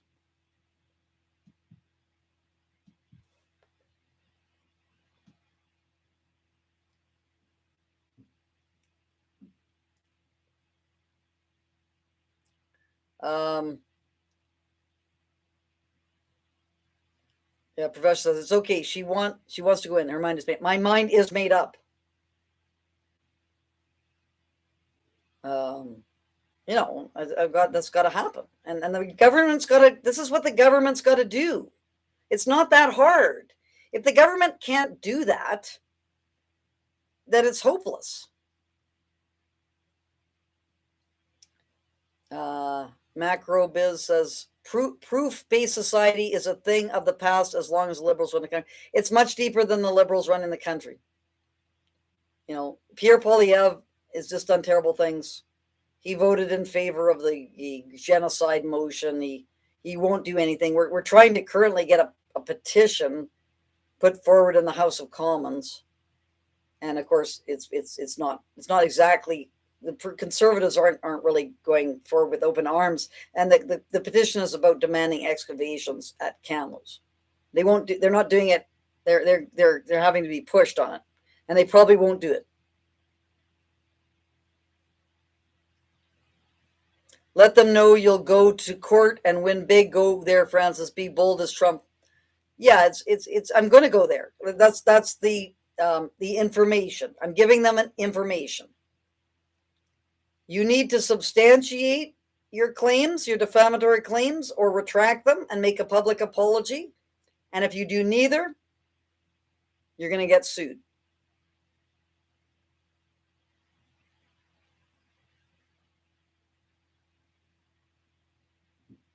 Madness Connect says, how is it violate? It's a violation of charter rights. It depends on whether the charter applies to universities. That's the question. Christian says the government won't cut funding because they are on a serious spending spree to bankrupt the country. Perhaps. I don't know what the government. It's a complicated file, the Aboriginal file. They don't want to upset the Aboriginal neo-tribal elites and their Aboriginal industry brokers, because if they don't play along with that, there's going to be a bunch of consequences that we don't know exactly what.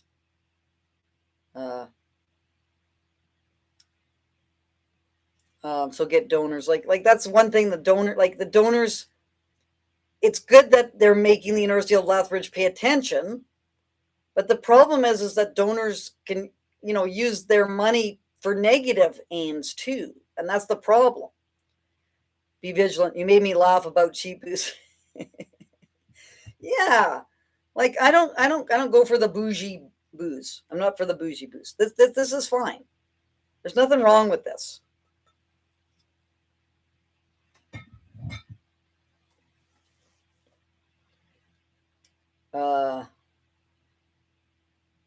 Mountain Madness says, I hope Lethbridge Polytechnic doesn't go this route. I attended in the 90s when it was Lethbridge Community College. It was a great school. Yeah, the community colleges, Mount Royal's downfall was when it went from being a college to a university. That's when it started to develop all of its problematic traits, which is interesting. Hillary says, I called your U of L adversaries squealers as they are lying propaganda sloganeers. Well, that guy, Samar Paul, was definitely a squealer. He was a good example of a squealer. Squealers are snitches, I think, right? They go and they're obsequious and they try to, cozy up to those in power and manipulate other people so that they can get on the good side of the people in authority. Raleigh West thinks, I think the woke movement, while sounding good on paper at first, as a whole, has just spurred a different type of hate. Yeah, well, it's identity politics. When you start going down the identity politics road, you start being very divisive. because you're talking about immutable characteristics, things that can't be changed. And bad actors are extorting to get what they want under the guise of human rights, only gaining support because people think it makes them virtuous.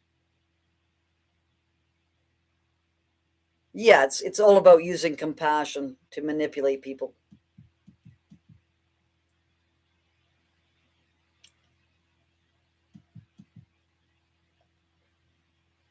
Be vigilant. Francis, your next trip to Winnipeg, I will bill at you and we can share some Bombay.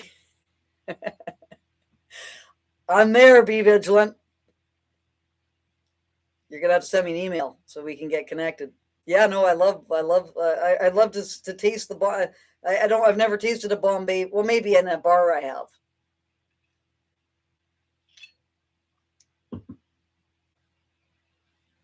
But I want to go back to Winnipeg.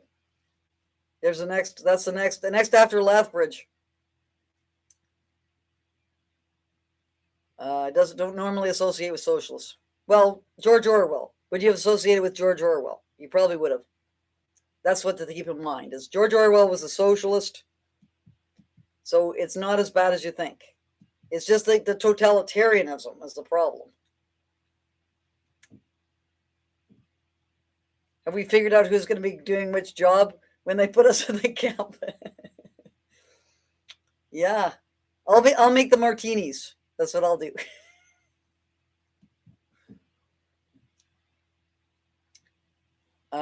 We are experiencing the modern burning of the Library of Alexandria, says Ms. Rex Murphy. It will soon be only what Google says is true. I've seen so many books disappearing. Yeah, I know it's true. That's 1984. I can't believe how far this country has devolved. Keep their feet to the fire. Yeah, no, we're trying to hold them to account. I know it's probably lost, but still, like, you got to fight. Like, we're not being disappeared. I'll say that over and over again. We're not being disappeared, so we can fight.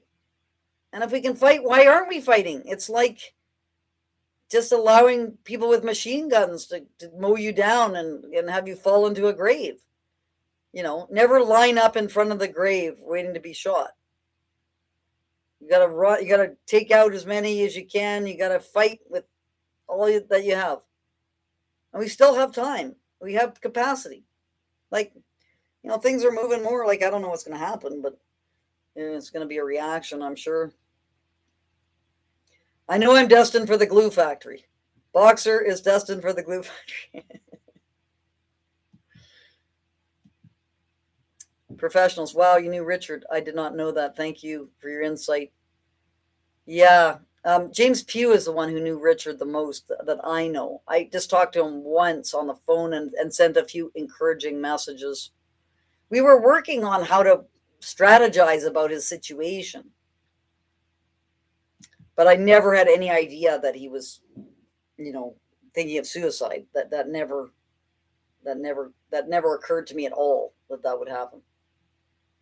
But again, you know, he seemed to me to be a person who had kind of really been appreciated for all of his things, and then now was a huge bitter pill because it was a shock. It was a shock when he got, you know, thrown under the bus like he was. Levesque tried to charge an additional 5% contingency to 2 hour. Yeah. Levesque is a really, really nasty piece of work. I'm not trying to defend her. She's horrible. It's just, you know, I think it's sometimes good to know kind of the horrible nonsense that they do, and no one listens. I never listen to anything she says. I don't bother. It's like this person on Twitter. They're called Manon Raven, and they're just a complete bad actor, and they're always trying to misinform people about GPR. Same kind of thing. But Manon Raver isn't as vicious and nasty as Levesque is. But it's just but what people should know, because Rick liked bad attention, so he would be constantly trying to provoke people.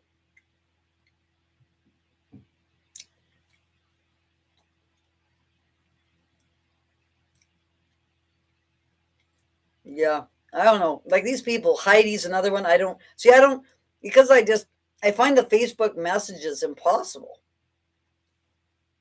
It's just like this big mess of stuff. It's like, you know, but there's people on there like Robin Collins and Blake, who went to UBC. A lot of people on there who do say things which are very important. So I think you just sort of learn the names of the people to avoid and just don't bother looking at them. Oh, sorry, Jacqueline, maybe. I thought it was Jessica. I have no idea. That's how much I pay attention to it. I've dealt with Aboriginal communities throughout my job, and they prefer victimhood. It's something that's encouraged for sure. And, you can see how people would do that. It's great not to have to take responsibility for anything that you do. Like this is not, but it ends up destroying you if you don't, right? And I think Jordan Peterson has some good things to say about this, right? Is that suffering and struggle, you should just take on the burden, and it makes you stronger. It makes you, things have more meaning. Whereas leading a hedonistic life lacking responsibility is results in mental illness.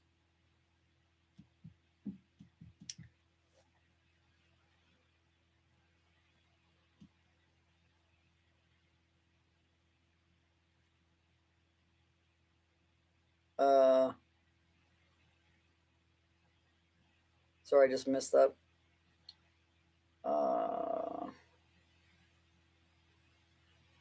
Residential schools were not genocidal. Yeah, that's my view. But there's many people who think that they were, and the point of the university is to allow for those discussions to happen, and they're not doing that.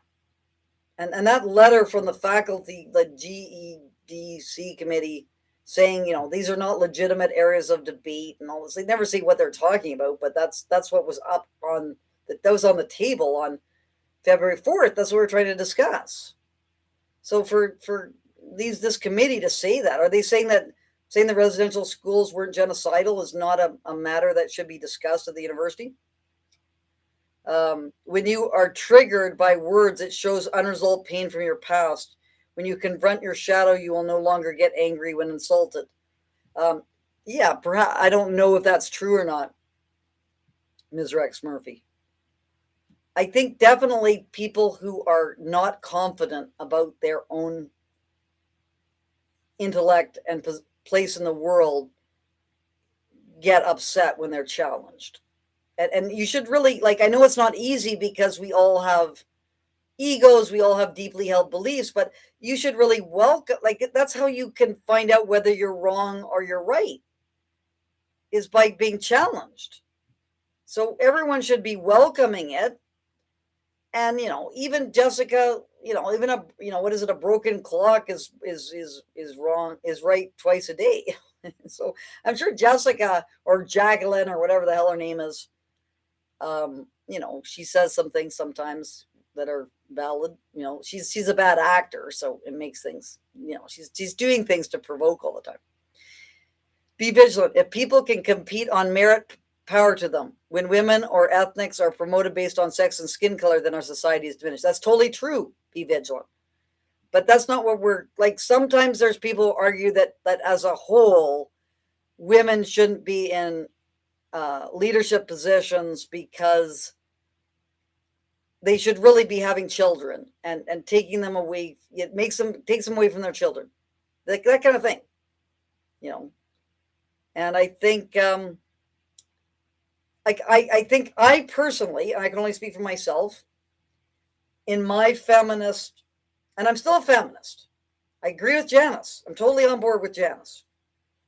Feminism brought many important developments and made humanity a better place, which was the legal, getting rid of the restrictions so that women could participate. Where it went wrong was when it denied the biological differences between men and women, and when it insisted that there should be equal proportionality. Like you should have 50% of things all the time. And for me, I was encouraged by feminism not to have children. It was a general underlying thing. that I should, this was a bit of a way to make me dependent on men, and I needed to, I should focus on my career first and become independent. And of course, when you start doing that as a woman, you often run out of time, because you have to, you're often like, to become a professor, that's what's so maddening in me being fired is, I was hitting 40 by the time I was getting established. I was pretty much 40, and that was, it was over. And if I, not been so wrapped up in trying to establish myself and become, then I wouldn't be in the position that I currently am, which is a pathetic, childless person who, gets too much involved in embittered the lives of young embittered men who I think, might have been my son if I had, if I had children. They would have been the age of my son. Anyway, as other people told me, my children are my students. I should, I can be a mother figure by encouraging young people to pursue the truth.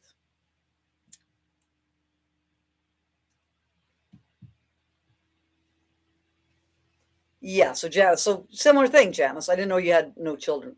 So it's a kind of similar thing. My mother, as well, my mother felt that children had ruined her life. Because she was a person who wasn't very maternal. She was very bright. She wanted to do things, but she didn't have the confidence. She had no confidence in doing it because she was told by society she should be a mother. And so she was kind of trapped. So that was kind of the other thing. It's like, this is my children ruined my mother's life.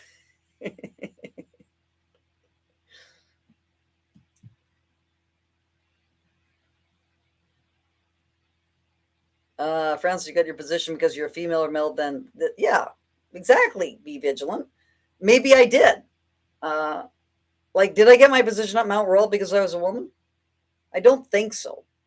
I got it because I was, they're making a transition from college to university, and I was the only person who had a significant publication kind of portfolio.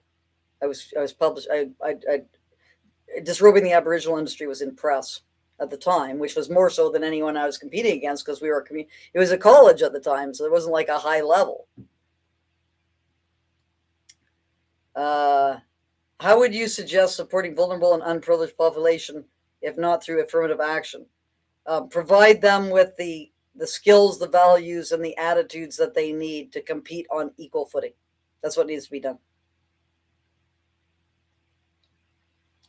Hillary says there are no underprivileged populations except white males. That's probably the case, but I'd need to think about that a little bit more.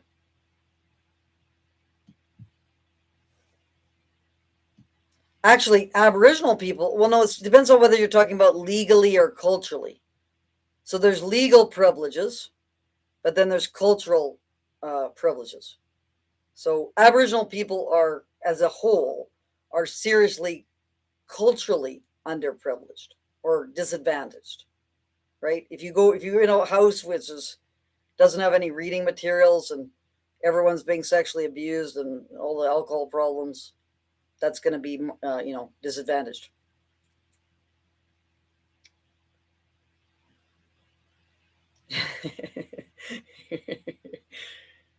Janet says FW could be bartender. Yeah. I think that that was alcohol was hard to come by in the gulag.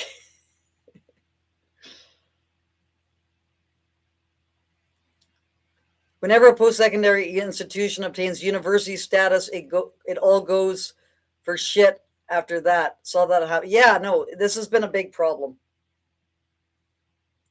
All those changes from community colleges to universities. This woman has balls. We need more men like this. Fine. Yeah, like this is, everyone needs to develop courage. And one of the biggest fears is social ostracism, because it's not, well, losing your livelihood. That's a huge problem. Like, it's not easy. And this is kind of one of the advantages of not having children, is that I didn't have a family that I had to worry about. So not having a family allowed me to be more of a risk taker than I would have been if I'd had children. So there was an advantage, where I've been able to serve society through risk taking. But if you have children and you're trying to bring your children into the world, you're trying to provide them with what they need, you sacrificing your job is going to be a big problem. Wozniaker, wokeism is yes, it is. Totalitarian identity politics is what wokeism is. Tiddle is my name. Good evening. Nice to see you. Rex Murphy, this is Carl Young. I'm just figuring it out. Yes, you welcome the challenge, but the fact is, it does not bother you. Shows integration of the shadow. Professional says, I see women regret not having babies. Yes, I regret it. What can you do? You wait too long? Can't do it. But, there's been other advantages. It's not woe is me. And I'm not a particular, as you probably picked up on it, I'm not a particularly maternal individual. It seems to be getting worse now, especially with certain individuals, where I want to mother them. Hillary says, metabolize praise. Francis, you suffered for not having children. Humanity's destiny is to have children. Why do women want to be men? Because our value system is about money. It's a capitalist value system about having money, being able to buy things. You get status because if you what is it? I don't know what the word is. You feel someone has value or they have status, or you appreciate someone because they're rich. That's part of that value system. And that's what capitalism does. So instead of valuing people because of their contribution to society and what they do, and of course, women having children, that you're valued because you're helping your offspring and you're making sure they're able to succeed. Now, of course, you have an evolutionary interest in that, but if society helps you to feel that you're valued, then that will help you. But now it's undervalued. It's not valued. So women just say, well, why would I want to have such a thankless task? So that's the problem, is society doesn't value it because of capitalism. Whereas, in other cultures, more traditional cultures, this is seen as a really positive thing, motherhood and all these kinds of things.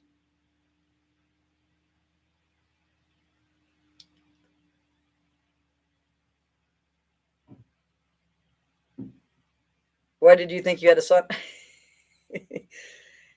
It was a son. I didn't think I was imagining if this person would be my son, because they're of the age and the kind of relationship that I was cultivating, which was a bit kind of not very, it showed my kind of mentally disturbed kind of perspective due to not having actual children, not having actual children and grandchildren. So when you don't have children and you're a woman, I think you have slight mental, it causes some mental problems. Who knows? Maybe it's just me.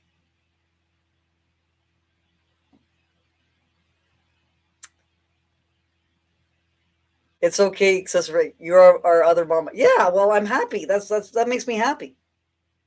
If I can sort of be an honorary mother to, you know, to younger people who need some advice.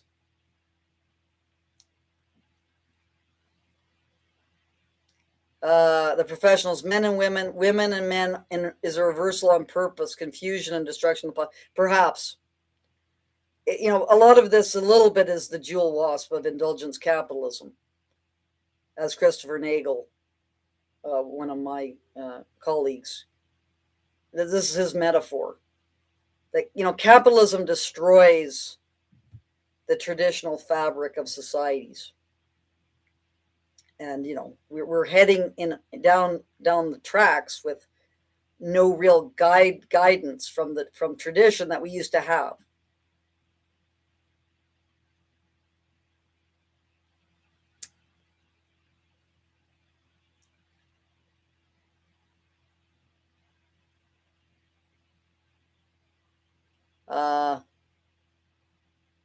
Be vigilant. Don't misinterpret my views.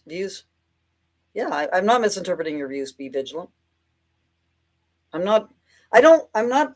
It's just more. I'm just trying to figure out the female male relationships based upon some of my own experiences. Now, my experiences might not be representative of others, but I've just noticed lately I've become sort of more maternal in my outlook. And it's probably because I'm I don't have that long to live. So, before I was a young person, now I'm an old lady. And I have no I have no children, I have no grandchildren. I don't have those relationships which I think are meaningful to women in their later years. So now I have like dysfunctional characteristics where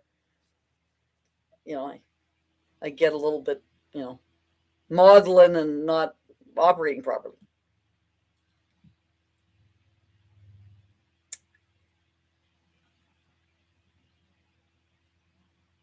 Yeah, it's certainly difficult being a mother in today's day and age. I get that says Janice. Anyway, this is getting way too personal. I don't know. I had too many drinks today or something. Letting people know all these things, which I hope they're helpful, but it's just one person's thoughts that may or may not reflect anything of significance. Anyway,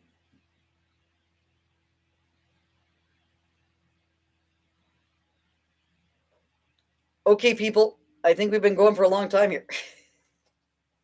2 hours. It has been unhappy hours. So I think I'm going to draw it to a close.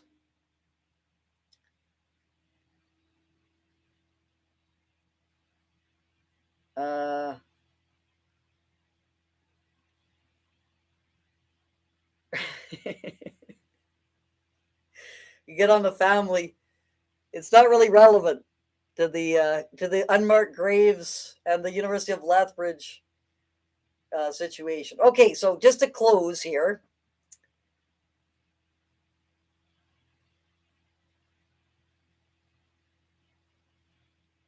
I have a meeting with the Minister of Education tomorrow at 3:00. At the bare minimum, I need to be able to go back into the University of Lethbridge to give a talk. It would be good if we could have a panel. It would be good if we could have Aaron Pete, because he's a great guy, and I'd love to be on a panel with him. I think he's a real, a lot of people get upset because he doesn't seem to be giving enough hardball questions or whatever, but he's trying to navigate the turbulent waters of identity politics and tribal politics and so on. Tony Hall, who thinks that the residential schools are genocidal and was treated abominably at the University of Lethbridge. He's a professor emeritus there. So like people who are just like something on the bottom of their shoe is kind of like not very collegial. And then get Carolyn Hodes He was one of the, the professors who, accused me of all sorts. And the latest one, Patrick Wilson. And we need at least to have a representative from the Gender Equity and Diversity Committee because of the defamation. So they need to kind of sort out how they're going to deal with the defamation that they have engaged in. And I suggest, because I don't like going through the courts on these matters, I would like to go through the academic side on these matters. So that's the way to do it. But of course, they're going to try to avoid it because they just want to make these aspersions without having to substantiate them. But I'll pull you into the court if I have to. That's going to happen. I will sue you if you do not correct your defamation and either, substantiate what you're talking about or retract it. That has to happen. Public retraction. And on another matter, Charlene Bello, the chief who said that she wished that I would be pulled into the basement and raped, she has sent me an apology. But of course, that's not good enough, Charlene, because it has to be public. If you say that publicly, you got to make a public apology. So I got to contact her. I haven't had time to do it, but I'd like to sit down with her. Maybe she'd like to be on the Rational Space Disputations. But anyway, she needs to make the apology public, because it's just not good enough sending an email. Anyway, okay, people, it's all good. Got a little bit personal this time around, but hey, what can you do? You start having a couple of martinis. You could hear all Francis's darkest, most maudlin thoughts. What can you do? Anyway, okay, people. So I'm going to be interviewing Tony Hall on Friday to get his perspective on what went down at, his kind of thoughts about like February 4th, but also what's happened more recently.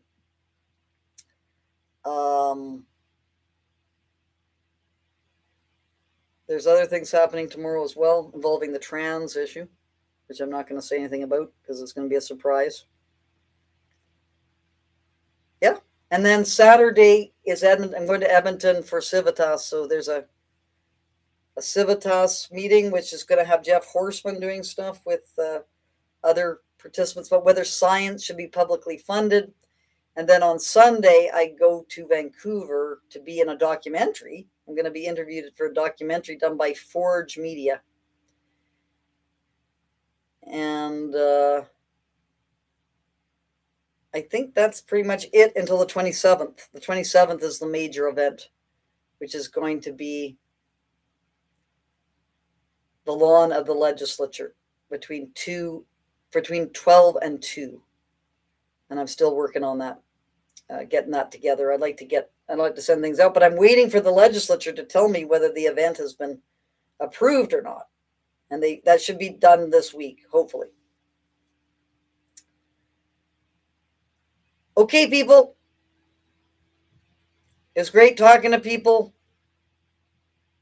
I hope you appreciated my personal thoughts. But I'm just doing it to help people. Maybe I have similar experiences to others.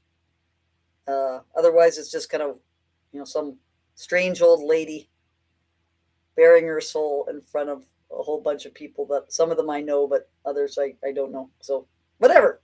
No big deal. Okay. Have a great evening, everyone.